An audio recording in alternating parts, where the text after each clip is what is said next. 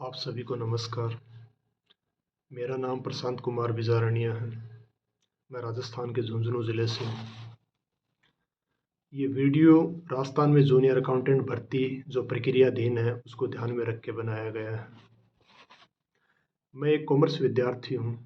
मैंने बीकॉम किया है, फिर एमकॉम किया है, उसके बाद सहकारिता में डिप्लोमा कोर्स किया है और फिर मैंने एलएलबी की है।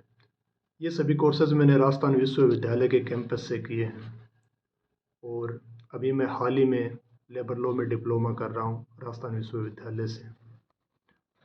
और इसके साथ मैं जूनियर अकाउंटेंट की भर्ती की तैयारी भी कर रहा हूँ। अब आप लोग सोचते होंगे कि इतना पढ़ने के बाद भी नौकरी नहीं लगा, या कुछ लोग सोच रहे होंगे कि मैं झूठ बोल रहा हूँ, परंतु ये बात सच है कि मैं अभी तक सरकारी क्षेत्र में नौकरी नहीं लगा हूँ। और इसके पीछे सबसे बड़ा कारण है सरकार की गलत नीति का। जैसा कि मैं पहले बता चुका हूँ कि मैं एक कॉमर्स का स्टूडेंट हूँ और राजस्थान में सरकारी क्षेत्र की भर्तियों में कॉमर्स के विषय के लिए कोई भी भर्ती आरक्षित नहीं है।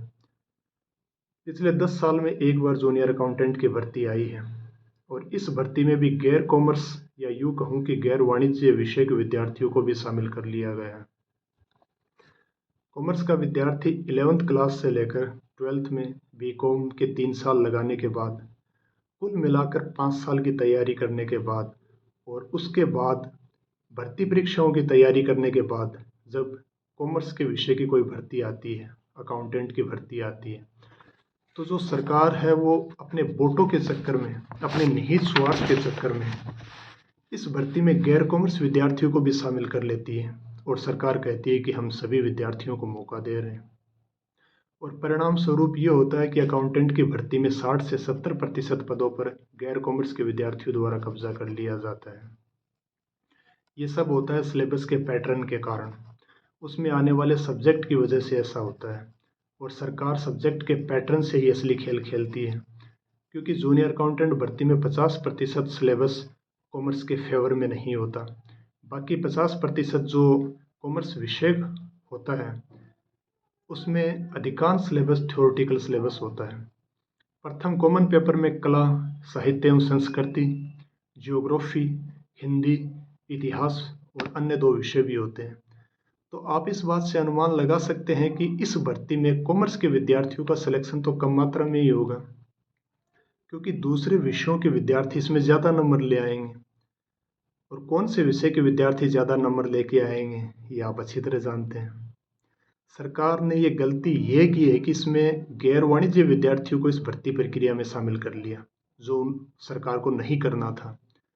कुछ लोगों के स्टेटमेंट्स आ रहे हैं कि जूनियर अकाउंटेंट भर्ती में कॉमर्स स्टूडेंट की कोई खास आवश्यकता नहीं है, क्योंकि अकाउंटेंट का काम कोई भी विषय का विद्यार्थी कर सकता है, बस सिलेक्शन होना चाहिए एग्ज़ाम के अंदर। मैं उन लोगों को कहना चाहता हूँ कि अकाउंटेंट लगने के बाद कला, साहित्य, संस्कृति, इतिहास, जियोग्राफी, विज्ञान आदि विषयों की भी ज़रूरत नहीं पड़ती। इन विषयों को भी हटा देना चाहिए इस भर्ती प्रक्रिया से और दोनों पेपर में ही अकाउंट्स कर देनी चाहिए, क्योंकि वर्क प्लेस पर भी अकाउंट्स का ही काम करना है। कोई इतिहास तो वहाँ पढ़ना नहीं है या ना कोई साइंस का कोई काम है वहाँ। जब मैं ये बात कहता हूँ तो गैर कॉमर्स विद्यार्थियों को दिक्कत होती है, क्योंकि वे लोग जानते हैं कि प्रथम पेपर हटा दिया गया, जो कि कॉमन पेपर होता है जिसमें ये सभी विषय आते हैं, तो उनका सिलेक्शन नहीं होगा, उनके नंबर कम आएंगे। उनका सिलेक्शन इस कॉमन पेपर में ज़्यादा नंबर लाने की वजह से ही होता है और सेकंड पेपर में वो मिनिमम नंबर ले ही आते हैं।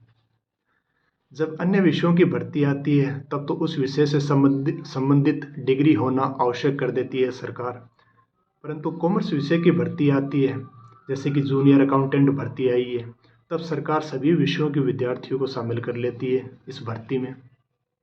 मैं सरकार से अनुरोध करता हूं कि आप कॉमर्स विषय के विद्यार्थियों के साथ ये दुर्व्यवहार ना करें एवं वर्तमान में जूनियर अकाउंटेंट भर्ती प्रक्रियाधीन है उसे केवल कॉमर्स विषय के लिए आरक्षित करें, ताकि कॉमर्स विषय के विद्यार्थियों का भविष्य अंधकार में ना जाए, क्योंकि हर कॉमर्स का विद्यार्थी सीए बन नहीं सकता। 3rd ग्रेड टीचर में, 2nd ग्रेड टीचर भर्तियों में कॉमर्स के लिए आरक्षित सीटों का कोई प्रावधान नहीं है। कॉमर्स के विद्यार्थी बीएड करने के बाद भी बेरोजगार घूम रहे होते हैं, इसका मुख्य कारण होता है कॉमर्स के लिए भर्तियां रिजर्व नहीं होना। कॉमर्स के लिए कोई भी भर्ती आरक्षित नहीं होती है जिसमें सिर्फ और सिर्फ कॉमर्स के विद्यार्थी ही भाग ले सकें। जैसे arts, maths, science, BCA, agriculture इत्यादि विषयों की राजस्थान में सरकारी क्षेत्र में समय समय पर भर्तियां आती हैं और इन विषयवार जो भर्तियां आती है इनमें सिर्फ इन्हीं विषयों के विद्यार्थी भाग ले सकते हैं, दूसरे विषयों के विद्यार्थी भाग नहीं ले सकते हैं। परंतु कॉमर्स विषय के विद्यार्थियों के साथ भेदभाव किया जाता है। अगर सरकार अकाउंटेंट भर्ती केवल कॉमर्स के लिए आरक्षित नहीं कर सकती तो सरकार को प्रदेश में कॉमर्स विषय को बंद कर देना चाहिए ताकि 11th क्लास में कॉमर्स विषय का चयन करने वाला विद्यार्थी अपने भविष्य को बर्बाद होने से बचा सके। क्योंकि जब ना रहेगा बांस तो ना बजेगी बांसुरी। जब कॉमर्स विषय होगा ही नहीं तो 11th क्लास में कॉमर्स विषय कोई चूज भी नहीं करेगा।